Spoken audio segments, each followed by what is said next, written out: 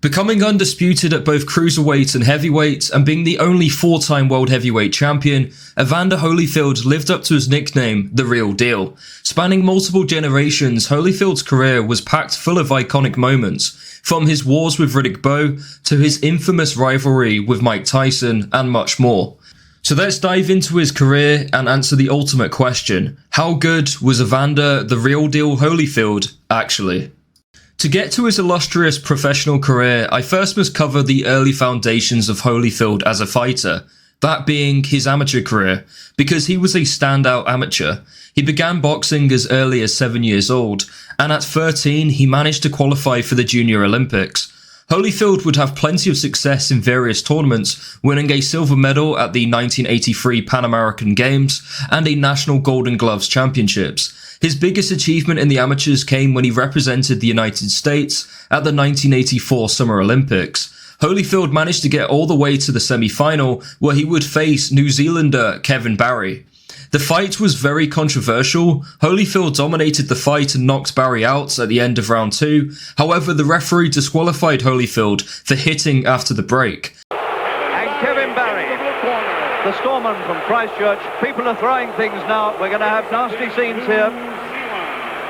Things are being thrown by the crowd.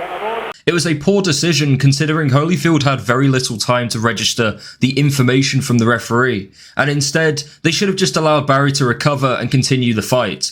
The decision outraged many, but ultimately Holyfield would walk away with a bronze medal and later retired from the amateur game with an outstanding record of 160 wins and 14 losses. He would turn over to the professional ranks at just 21 years old. Holyfield would make his professional debut on November 15th, 1984 in Madison Square Garden. Despite being well known for his success in both the cruiserweight and heavyweight division, Holyfield would first begin fighting at light heavyweight, as he was somewhat of a late bloomer, having gained more size in his early 20s. Holyfield wouldn't spend much time at light heavyweight, and after winning his first few fights, he would then move up to cruiserweight. Evander made his cruiserweight debut on July 20th, 1985, and after winning his first 7 fights in his new division, Holyfield managed to get a world title shot in just his 12th professional fights against then WBA world champion Dwight Muhammad Qawi. Qawi was a special type of fighter. Standing at only 5'6", he performed well above someone of his size should do at this weight. It's crazy to think he also went up to heavyweight and fought George Foreman. Yeah, he was just built different. This was one of the last great 15-round fights. It was competitive throughout, with both men having success, but I felt Holyfield outworked Qawi, which edged the fight in his favour. After 15 hard rounds, Holyfield would win by split decision and now became the WBA world champion. This fight was named as the best cruiserweight fight of all time by Ring Magazine, and current heavyweight champion Oleksandr Usyk said this was one of his favourite fights, and I can see why.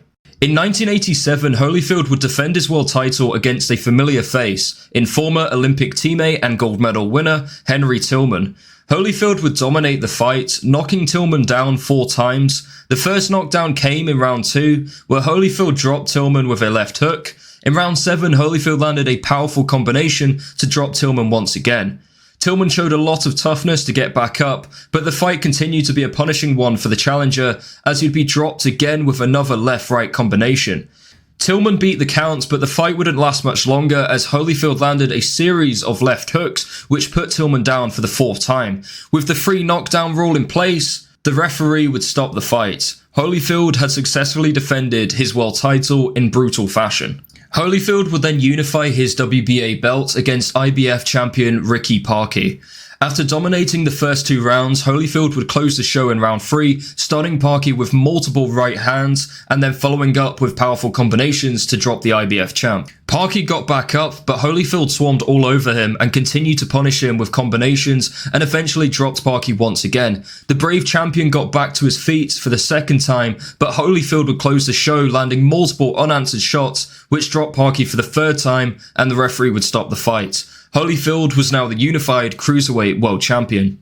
Holyfield's next defense of his world titles came against former world champion Ossie Ocasio. Holyfield dominated the vast majority of the fight, but Ocasio wasn't a pushover and he managed to take Holyfield all the way to round 11. This round saw Holyfield finally able to put a real dent in the challenger as he landed a massive right hand which had Ocasio stunned, and he followed up with lefts and rights which put Ocasio down. Ocasio looked reluctant to get back up, but he did and would immediately be in survival mode as the aggressive Holyfield went straight onto the front foot looking for the finish, which he would get after landing multiple big right hands that forced the referee to jump in and stop the fight. Holyfield's next title defense would be a rematch against Dwight Muhammad Qawi. Unlike their first encounter, which was highly competitive, their second meeting was much more one-sided, as Holyfield stopped Qawi in round 4 with a big right hand. Next came the fight for Undisputed against the lineal and WBC champion Carlos de Leon. Holyfield was in control for the entire fight and experienced very little resistance from Carlos, who was fighting very defensively for most of the fight. In round 8, Holyfield would finally break down Carlos as he landed a plethora of unanswered shots, which forced the referee to step in and stop the fight.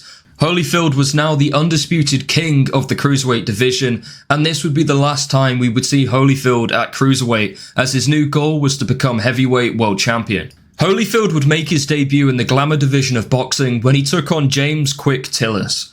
Holyfield announced himself to the division by putting on a dominant and brutal performance. In round 5, Holyfield had Tillis in deep trouble, following multiple power punches, and at the end of the round, the ringside doctor advised Tillis to not fight on into round 6, giving Holyfield his first win in his new division. To close out the year, Holyfield took on former heavyweight champion of the world, Pinklon Thomas. Holyfield dominated the fight, and after many punishing rounds, Pinklon Thomas's trainer, Angelo Dundee, stopped his fighter from going out for the 8th round. It was yet again another destructive performance from Evander. After his win over Pinklon Thomas, Holyfield was regarded as the #1 challenger to the undisputed heavyweight champion, Mike Tyson. But Holyfield would have to wait a few more years until his first shot for a world heavyweight title. After a fairly straightforward fight against Pinklon Thomas, Holyfield's next test at heavyweight would be a more competitive affair, when he took on former heavyweight champion Michael Dokes, a fight which would be later named one of the best fights of the 1980s by Ring Magazine. The fight was a back and forth battle for as long as it lasted, with both men able to hurt one another.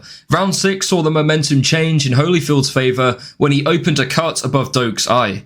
In the 10th round, Holyfield wobbled Dokes with a left hook and would land another left hook shortly after, which sent Dokes stumbling into the ropes, where Holyfield would finish the job with a big right hand. Holyfield picked up 3 more wins before he would challenge for his first heavyweight world title. One of those wins included a hard-fought victory against fellow Olympic bronze medal winner Alex Stewart. It was a thrilling fight for as long as it lasted, but Holyfield would win by TKO in round 8, as the referee stopped the fight due to a cut Holyfield had opened on the side of Stewart's eye earlier in the fight. After being the #1 contender for a few years, Holyfield would finally get his chance at fighting for a world title. He would sign a deal to fight Mike Tyson on June 18th, 1990 for Undisputed. However, Tyson wanted to have a tune-up fight a few months prior to taking on Holyfield, and well, we all know how that one went. A relatively unknown fringe contender in Buster Douglas shocked the entire world when he knocked Tyson out in 10 rounds in Tokyo. So instead of fighting Tyson, Holyfield would be first in line to take on the newly crowned undisputed heavyweight champion, Buster Douglas. Holyfield would make a statement to the heavyweight division and would knock Douglas out in just 3 rounds. Douglas clearly wasn't the same man who beat Mike Tyson earlier in the year. He simply couldn't get into the fight. He looked slow and sluggish, which was most likely due to him coming into the fight out of shape, having weighed in 15 pounds heavier than he was for the Tyson fight. In round 3, Holyfield landed a lovely counter right which put Douglas onto the canvas. Douglas was unable to get back onto his feet, and Holyfield had now become the new undisputed heavyweight champion of the world. Around this time, a deal was signed to fight Mike Tyson in November of 1991. However, Tyson claimed he was injured in training, which delayed the fight. The fight would eventually be cancelled altogether when Mike was convicted for a crime that I'm unable to say on YouTube, which resulted in Mike being put behind bars for a few years. Instead, Holyfield would be taking on Burt Cooper. It was looking like an early night for Holyfield, who dropped Cooper with a left hook to the body in round 1. However, Cooper was able to survive and went on to score a knockdown of his own in round 3. Cooper landed a powerful right when the two were exchanging, which had Holyfield hurt as he desperately tried to tie up Cooper. Cooper wouldn't let the champion off the hook and would unleash big combinations which made Holyfield spin onto the ropes. Although he wasn't technically put on the canvas, the referee would give Holyfield a standing 8 count, which was the first of Holyfield's professional career. The two would then engage in a shootout with both men having their own success. Holyfield managed to turn the tide of the fight and almost managed to take Cooper out. This round was one of the best heavyweight rounds I've ever seen, just two warriors throwing everything at one another. Holyfield would eventually get to Cooper in round 7, where he would unload tons of brutal uppercuts and hooks, which made the referee stop the fight. It was a hard-fought victory for Holyfield, who had to come through adversity to come out victorious. Although many saw this as an easy night for Holyfield and were disappointed in his performance, he showed the characteristics that make a great champion, such as heart and toughness. In his first fight of 1992, Holyfield would take on legendary former heavyweight champion Larry Holmes. Holmes at the time was 42 years old, but still had plenty to give, as it was only a few months prior he pulled off an upset win against Ray Mercer. Holmes, to the surprise of many, managed to take Holyfield the full distance but would lose on points. The fight was very competitive and one that divided opinion on who should have won. There wasn't much to split the two fighters for the majority of the fight. However, I felt Holyfield edged most of the rounds with his output. Considering Holyfield was in his prime and Holmes was in his early 40s, Holmes put on a solid performance and shocked many that night. Holyfield would yet again be criticised for what many perceived as another lacklustre performance, especially considering the fact that Tyson obliterated Holmes in only 4 rounds years before this fight. A common criticism of Holyfield during his heavyweight run was his inconsistent performances, and his next fight against undefeated and former Olympic silver medalist Bowe would be another hard night at the office for Evander. The bigger, stronger and younger fighter in Bowe would knock Holyfield down in round 11 en route to a majority decision win. Despite the loss, Holyfield showed a hell of a lot of heart and toughness, especially in the 10th round where Holyfield was out on his feet but managed to weather the storm and even finish the round strong. The fight was a non-stop battle, but Bowe was too much for Holyfield and he had now become the heavyweight champion of the world, while also handing Holyfield his first defeat of his professional career. Holyfield would be back in action on June the 26th, 1993, where he would face a man he stopped in 8 rounds a few years ago, Alex Stewart. Holyfield would get the better of Stewart once again and win by unanimous decision. In November of 1993, Holyfield would get the opportunity to avenge his only defeat of his career when he got the rematch with Bowe. This time it wouldn't be for undisputed, as Bowe famously put the WBC belt in the bin, as following his win over Holyfield, he was meant to make his first title defense against Lennox Lewis, who had famously beat Bowe at the 1988 Olympics to capture the gold medal. Instead of facing Lewis, Bowe gave up the WBC belt, so this rematch with Holyfield was just for the IBF and WBA world titles. Just like the first fight, this was another Fight of the Year contender. This time both men showed more technical skill compared to the first fight. Holyfield managed to put a dent in Bowe and had him wobbled at one point in the fight, which was something he struggled to do in their first encounter.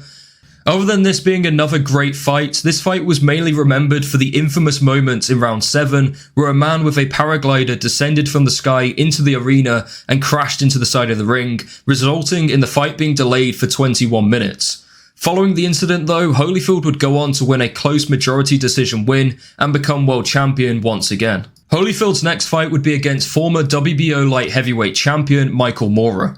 Moorer, much like Holyfield, made the jump up to the heavyweight division, despite the fact that Moorer could have been more successful had he stayed at light heavyweight. But like a lot of fighters, the appeal of the heavyweight division was too much to ignore.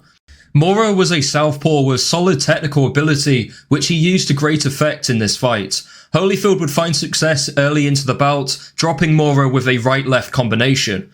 Moorer recovered and went on to dominate the majority of the fight, looking fairly comfortable. Meanwhile, Holyfield looked off and clearly lacked the sharpness of his previous fights. Holyfield tried to keep the fight close but was way below the high standards he sets for himself, and Moorer would win by majority decision.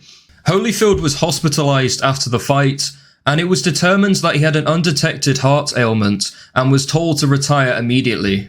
So Holyfield would announce his retirement just 4 days after the Moorer fight. Thankfully, his boxing story wouldn't end here, and Holyfield eventually recovered and regained his boxing license. In his return to the ring the following year, Holyfield would be taking on former Olympic gold medalist and former WBO heavyweight champion Ray Mercer. Holyfield was back in form and put on a solid display. That's not to say the fight was easy by any means. It was a hard-fought fight for Holyfield, who had to manage a deep cut which Mercer opened in the 6th round. In the 8th round, Mercer would be caught coming into range by a counter left hook from Holyfield, which dropped him. This made Holyfield the first man in Mercer's professional career to drop him, which is impressive considering how good Mercer's punch resistance was at the time. It was a tough fight, but Holyfield would deservedly win by unanimous decision. On November 4th, 1995, Holyfield would settle the score in his trilogy fight with Riddick Bowe. Yet again, these two warriors would put on another Fight of the Year contender. This fight turned out to be the most dramatic out of the three, and certainly the most brutal, as both men were knocked down in the fight. Holyfield would strike first when he landed a left hook in round 6, which dropped Bowe heavily, which was the first time Bowe was knocked down in his professional career. Bizarrely, Holyfield, who was well known for his excellent conditioning, lacked the energy to put Bowe away. It would be a missed opportunity that would come back to haunt Holyfield later in the fight, as in round 8, Holyfield would be caught by a right hand during an exchange which floored him. Holyfield would get back up to his feet, but he was still badly hurt, and Bowe would finish the job with a couple right hands to end all arguments and to cap off a fantastic trilogy of fights. This was the first time Holyfield was knocked out in his career, and criticism was at an all-time high for the former champion, with many saying that he should retire from the sport. Holyfield would make his return to the ring the following year and got a win against former world champion Bobby Ches. Holyfield would then enter negotiations for a mega fight with Mike Tyson. Tyson returned to the ring the previous year on August 19, 1995, following his 4-year absence from the sport due to being in prison. In only his 3rd fight back, Tyson had captured the WBC world title when he destroyed Frank Bruno, and a few months later he stopped WBA champion Bruce Seldon in a round. When Tyson and Holyfield became official, many thought that Tyson was going to destroy Holyfield. Like I mentioned after the rubber match with Riddick Bowe, many were calling for Holyfield to retire as they thought he was past his best. The fight turned out to be the complete opposite of what many predicted. For the most part, Holyfield outboxed Tyson. He came into the fight with a solid game plan and nullified the offense of Tyson. In typical Tyson fashion, he started the fight aggressively, but despite his best efforts, he struggled to land clean on Holyfield. On the other hand, Holyfield managed to hurt Tyson and dropped him with a body shot in round 6, and he would continue to hurt Tyson with more vicious assaults. In round 11, Holyfield would launch another brutal attack, and after a bunch of unanswered shots, the referee would stop the fight. Holyfield was now a 3-time heavyweight champion. The two would come together once again in an immediate rematch in the summer of 1997. This was the infamous bite fight, where in round 3, after being completely outclassed by Holyfield, Mike decided to bite Holyfield's ear, which resulted in 2 points being deducted from Tyson. The round would continue, but Tyson would bite Holyfield again, this time on his other ear. However, the referee initially wasn't aware of it, but found out later and disqualified Tyson. Holyfield would then be involved in another rematch, this time against Michael Moorer, the man who handed Holyfield his 2nd defeat of his professional career. This was a unification fight as Moorer had picked up the IBF strap. The fight was competitive in the first 2 rounds, with the first major moment of the fight occurring in round 3, where Holyfield suffered a cut above his right eye due to an accidental head clash. Holyfield managed to shift the momentum when he scored a knockdown in round 5, and would go on to destroy Moorer, dropping him 4 more times. At the end of round 8, Moorer was deemed not fit to continue, and the fight was over. Holyfield had avenged his defeat and unified his WBA belt with the IBF. Following a successful defense against fringe contender Vaughn Bean, Holyfield would take on WBC world champion Lennox Lewis for undisputed. Lennox, who was a master at controlling distance with his excellent jab, would comfortably take the first 2 rounds of the fight. Holyfield would take the following round, which saw him land plenty of combinations on Lewis. Holyfield certainly had his moments in the fight, but for the most part Lennox was outboxing him, and in most people's eyes he should have been awarded the victory, but instead it was a draw. And ironically, it was a British judge that actually scored the fight a draw. Yeah. Anyway, Holyfield put on a very lackluster performance and was lucky to keep hold of his belts that day. The two would run it back in an immediate rematch, and this time it was more competitive as Holyfield performed much better. Lewis looked to be in control in the early rounds, with Holyfield coming on strong in the middle rounds. The fight remained competitive throughout, but Lewis did the better work in the last few rounds, and he would win by unanimous decision, becoming the new undisputed champion of the world.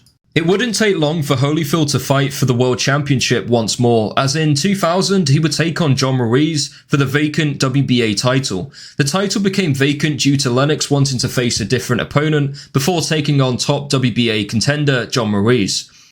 A clause was found in Lewis's contract stating the winner of the Holyfield-Lewis fight would have to make the first title defense against WBA's #1 contender. The WBA belt was then stripped from Lennox, and it was decided that Holyfield should face Ruiz for the vacant belt.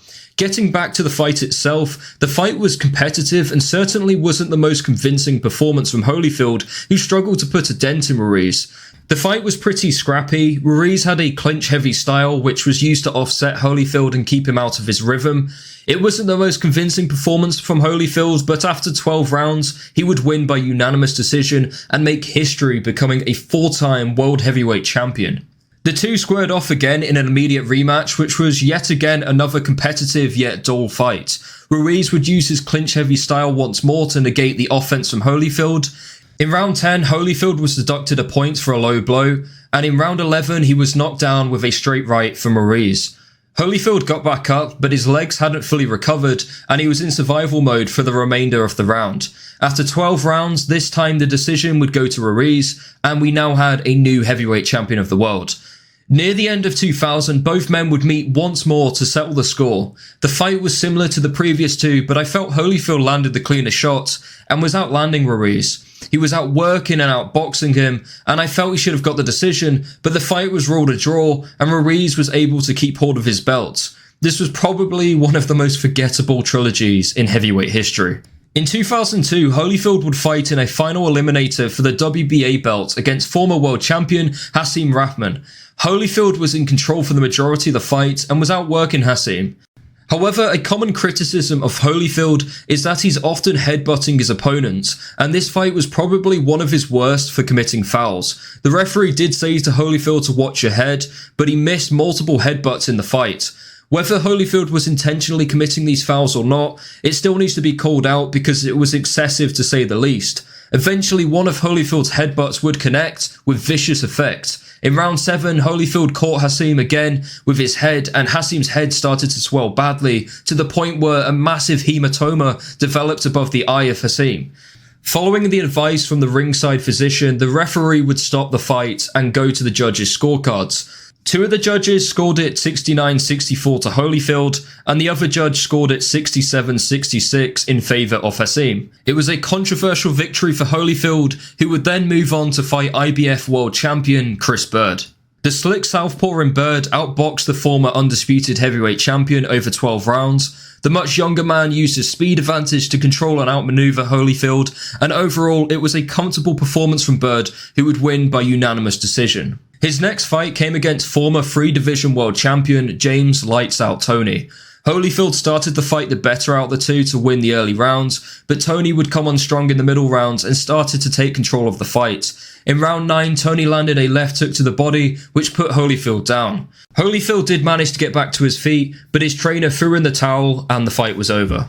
Things wouldn't get much better for the 4-time world champion, as he'd be dominated by contender Larry Donald over 12 rounds. Holyfield would not allow 3 back-to-back defeats to deter him from continuing in the sport, and would build back some momentum, picking up 4 straight wins following the Larry Donald fight, which set him up for a world title shot against Russian WBO champion Zoltan Ibragimov.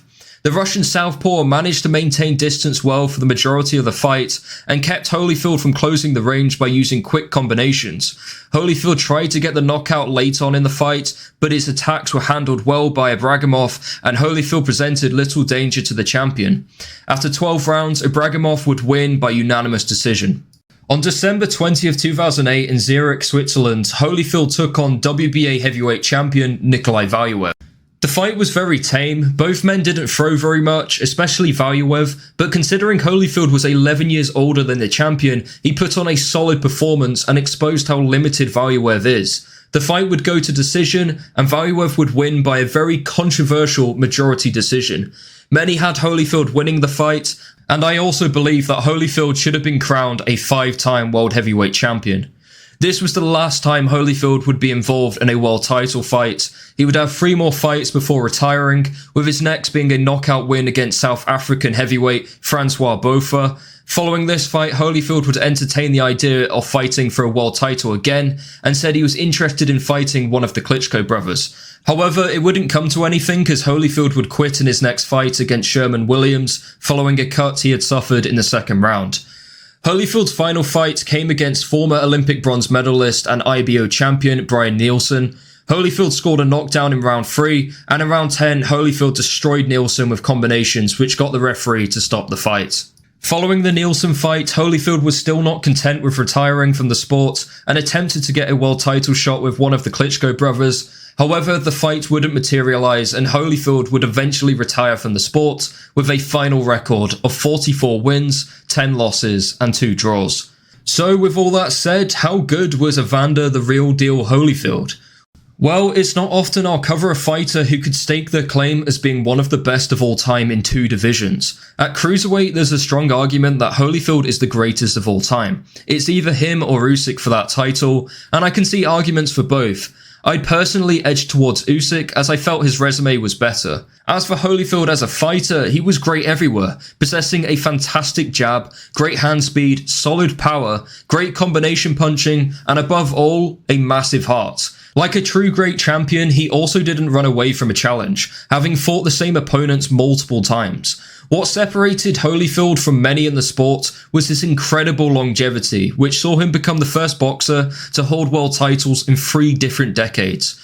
His top 3 wins in his career, in my opinion, are his first fight with Dwight Muhammad Cowie in one of the best fights in cruiserweight history, his great win over Mike Tyson in their first fight, and finally the second fight with Riddick Bowe. So there we go, this is probably going to be one of the longest videos I've ever done on the channel, and for good reason. Holyfield is one of the most accomplished fighters of all time. Let me know in the comments below what you make of Holyfield's career, and as always, thanks very much for watching.